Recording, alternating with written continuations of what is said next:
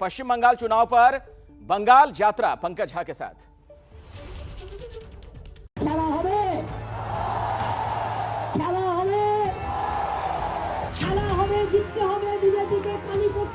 आशोल परिवर्तन की शुरुआत के लिए अब 30 दिन से भी कम का समय बच गया। इस बार बीजेपी सरकार, इस बार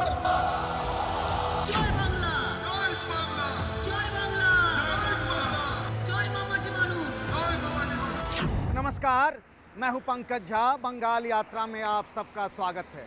आप सोच रहे होंगे और आपके मन में चल रहा होगा बीच सड़क पर खड़े होकर मैं क्या कर रहा हूं।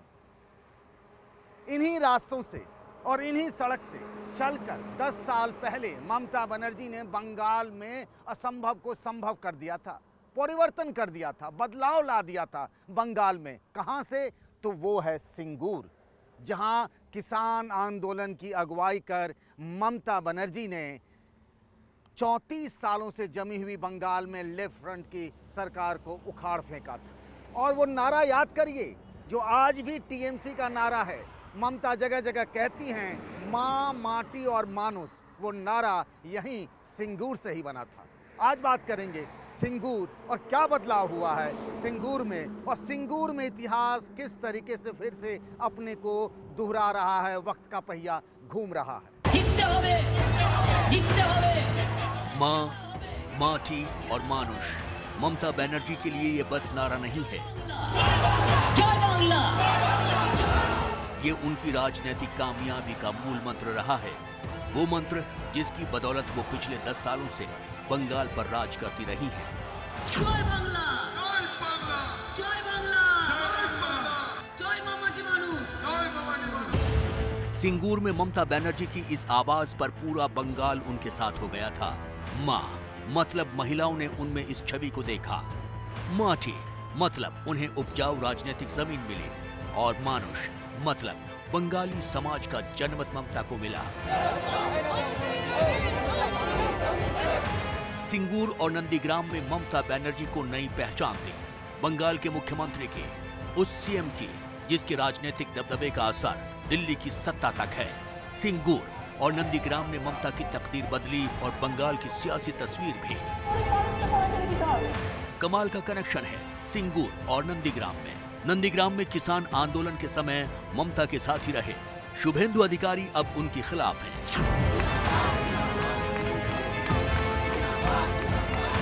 खिलाफ ही नहीं, दोनों तो एक दूसरे को राजनीति में खत्म करने की कसम खा रहे हैं। 5 लाख ভোটে যদি মাননীয়াকে হারাতে না পারি আমি রাজনীতি ছেড়ে দেব, আমি রাজনীতি ছেড়ে দেব। Nandikam, I am telling you, 90% vote Trinamool Congress will win. The other parts also, the Chandipur, that Nandikam, Haldia, and other parts also, Bakura, wherever the vote is going on. Begum K vote দিলে mini Pakistan হবে। China, China. Gandabazde China. Gundabazde China. खुद डर गई, आपने डर गई, हारने के डर से ये सब कर रहा है। खास स्टेशन में ममता बनर्जी खुद हारने वाली है। पूछ लीजिए नंदीग्राम का जनता से। এটা একটাই নাম থাকবে, মনে রাখবেন, নন্দীগ্রাম, নন্দীগ্রাম, নন্দীগ্রাম, তোমায় প্রণাম, তোমায় সালাম, তোমায় প্রণাম। नंदीग्राम जैसी ही स्क्रिप्ट सिंगूर की है। सिंगूर में आंदोलन का नेतृत्व ममता बनर्जी ने किया तो ममता के सेनापति बने रविंद्रनाथ भट्टाचार्य यानी बाबू मोशाय। शुभेंदु अधिकारी की तरह ही बाबू मोशाय भी इस चुनाव में पाला बदल चुके हैं। अपनी दीदी के खिलाफ बगावत कर वो बीजेपी से चुनाव लड़ रहे हैं। 4 बार सिंगूर से विधायक रहे रविंद्रनाथ भट्टाचार्य को जैसे ही बीजेपी से टिकट मिला, घर में घमासान मच गया। विरोध में बीजेपी के लोग सड़क पर उतर आए। अपने नाराज लोगों को समझाने बुझाने में बीजेपी के बड़े नेताओं को बड़े बड़े पापड़ बेलने पड़े। पार्टी के महासचिव कैलाश विजयवर्गीय को जाना पड़ा, तब रविंद्रनाथ भट्टाचार्य नामांकन कर पाए। नंदीग्राम में शुभेंदु अधिकारी का बीजेपी वालों ने दिल खोलकर स्वागत किया, लेकिन सिंगूर की बीजेपी बाबू मोशाय को अपना मानने को तैयार नहीं है। ये लखटकिया कार अब सड़कों पर कभी कभार ही दिखती है, लेकिन एक जमाने में इसकी बड़ी चर्चा थी। टाटा का वादा और इरादा तो देश के घर घर में सस्ती कार पहुंचाने का था। इसके लिए बंगाल के सिंगूर में फैक्ट्री लगाने पर तब की लेफ्ट सरकार से समझौता हुआ था। उन दिनों बुद्धदेव भट्टाचार्य राज्य के सीएम हुआ करते थे। 2006 में यहाँ पर लेफ्ट की सरकार थी। बुद्धदेव भट्टाचार्य दोबारा मुख्यमंत्री बने थे और प्रचंड बहुमत से बने थे। उस वक्त उन्होंने सिंगूर में टाटा कंपनी को नैनो कार बनाने के लिए ज़मीन देने का फैसला किया। करीब 997 एकड़ यानी 1000 एकड़ ज़मीन। वो नैनो कार के बारे में तो आप सब ने बहुत सुना और देखा भी होगा। 1 लाख रुपये की में कार मिलने वाली बड़ी चर्चा थी देश में। और यहाँ पर ज़मीन अधिग्रहण के खिलाफ किसानों ने आंदोलन कर दिया। उन्हें लगा कि उनसे जो ज़मीन ली जा रही है ना, उसका उन्हें उचित मुआवजा नहीं मिल रहा है।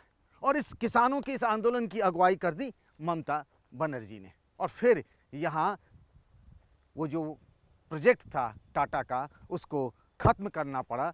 और रतन टाटा ने इसका प्रेस कॉन्फ्रेंस करके 2008 में ऐलान किया कि हम इस प्रोजेक्ट को ले जा रहे हैं गुजरात। गुजरात में उस वक्त नरेंद्र मोदी मुख्यमंत्री थे। बंगाल में अब असली लड़ाई वही दादा और दीदी की है। बीजेपी के लोग नरेंद्र मोदी को दादा कहते हैं और टीएमसी के लोग ममता बनर्जी को दीदी कहते हैं। ममता बनर्जी किसानों के साथ खड़ी हो गईं और किसान तब की लेफ्ट सरकार के खिलाफ। बस नैनो कार बनाने का प्रोजेक्ट बंद हो गया। कई साल गुजर गए। इस दौरान ममता 2 बार बंगाल की सीएम बन गईं। लेकिन सिंगूर के लोग अब अपनी बदकिस्मती पर रो रहे हैं। उनकी हालत न माया मिली न राम जैसी हो गई है। हमें उन्हीं खेतों में काम करते कुछ लोग मिल गए जो खेत टाटा ने ले लिए थे। किसानों को खेत तो मिल गए, लेकिन इन खेतों में अब जान नहीं बची है। इस खेत में आलू निकाला जा रहा है और मैं चलूँगा उस खेत में जहाँ खेती नहीं हो पा रही है। क्यों नहीं हो पा रही है, उसकी वजह है। सारे खेत ऐसे नहीं हैं। टाटा ने जब ज़मीन ली थी ये, तो यहाँ काम शुरू हो गया था। इस पर कंक्रीट, सीमेंट, बालू, लोहे की छड़ें सब अंदर दबी हुई हैं और इसीलिए खेती करना बड़ा मुश्किल हो गया। और वो जो टाटा ने जब आपको मिला ज़मीन, तो वो खेती करने लायक कैसे बनाया आप लोगों ने? हम लोग पहले नहीं आगे नहीं जरा बाई नहीं से सब खर्चा करे। खुद के खर्चे से आप लोगों ने किया। हाँ। 26 दिनों तक भूख हड़ताल पर रही ममता। पूरा इलाका यहाँ पर ठप हो गया था। हजारों लोग थे उनके समर्थन में। उस वक्त मनमोहन सिंह प्रधानमंत्री हुआ करते थे। उन्होंने और पूर्व प्रधानमंत्री अटल बिहारी वाजपेयी ने ममता से अपील की, तब जाकर उन्होंने वो भूख हड़ताल तोड़ी थी।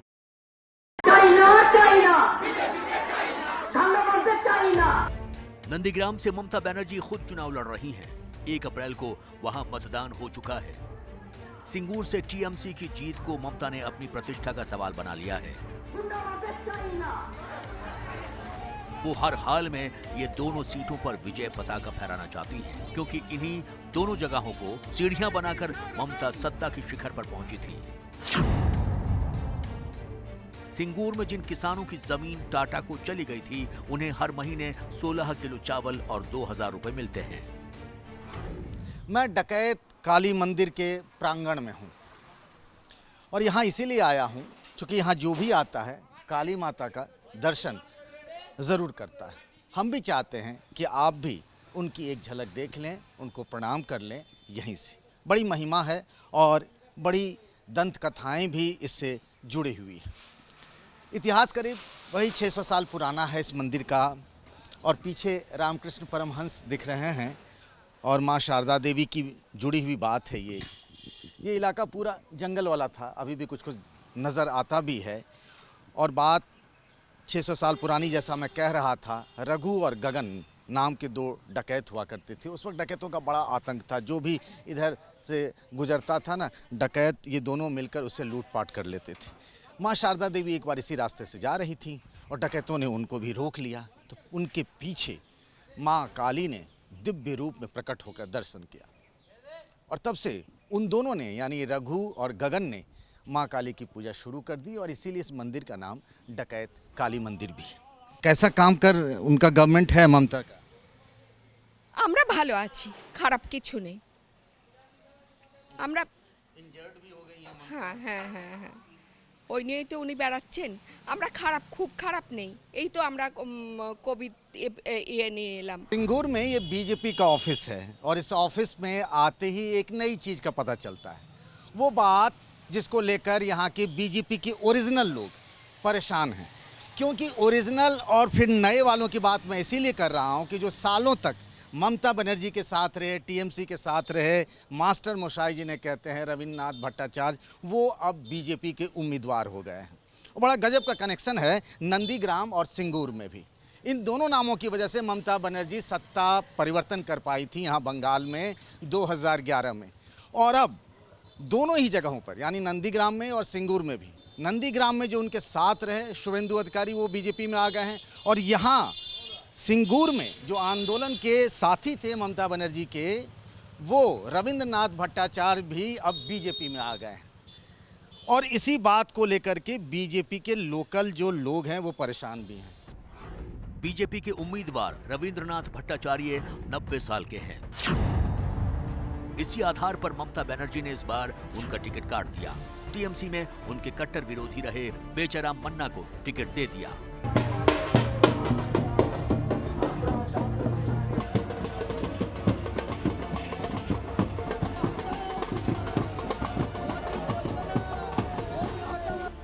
बंगाल में चुनाव के दौरान वोटरों और समर्थकों को भोज यानी दावत देने का चलन रहा है। लोग मन भरकर पेट पूजा करते हैं और मन के हिसाब से वोट भी देते हैं। हम जब पहुंचे तो टीएमसी कैंप में खाना चल रहा था। ममता बनर्जी के सिपाही के तौर पर हैं बेचाराम मन्ना जी, टीएमसी के उम्मीदवार। और आप तो पहले भी विधायक रहे हैं, आपकी पत्नी भी इस बार चुनाव लड़ रही हैं। आपके मुकाबले में जो है वो कल तक टीएमसी में होते थे, तो बहुत कुछ आपका राज जानते होंगे टीएमसी में क्या होता है, तो थोड़ा कंटेस्ट डिफिकल्ट नहीं हो गया? ये उसको बात मत बोलिए। हम बोलते हैं यहाँ सिंगूर में लड़ाई में नमा है, लड़ाई करना ही होगा। खेल शुरू हो गया। ये मैदान में एक हम अकेला ही है। सोचिए वो जो एगेंस्ट में जो रहेगा उनको पीवीआर रिकॉर्ड छोड़ के बहुत ज़्यादा वोट के हम जीतेगा। दोपहरी में सिंगूर में बाजार आमतौर पर बंद हो जाते हैं। लोग अपनी दुकानें बंद कर लेते हैं और घर को चले जाते हैं। शाम होती है फिर दुकानें खुलती हैं। यानी दोपहर में सड़कों पर आमतौर पर सन्नाटा रहता है, वीरानगी छाई रहती है। और कुछ यही हाल लोगों के दिलों में भी है। सन्नाटा सा रहता है। सन्नाटा वो ओढ़े रहते हैं। आप उनके पास जाएं, जैसे मैं जाता हूं, उनसे पूछता हूं चुनाव में क्या चल रहा है, माहौल किसका है, कौन किस पर भारी है, किसकी हवा टाइट है, कोई बोलने को तैयार नहीं होता। कैमरा देखते ही लोग मौन व्रत पर चले जाते हैं। ऐसा लगता है किसी ने उनके मुंह बंद कर दिए। ऐसा मैं पहली बार देख पा रहा हूँ। बिहार यूपी में तो लोग पकड़ पकड़ के कैमरे और माइक को खुद अपनी मन की बात करते हैं, पर यहाँ बिल्कुल अलग बात है। बिना कैमरे के सारी बातें बताएंगे, लेकिन कैमरे पर ना जी, मैं तो नहीं बोलूँगा।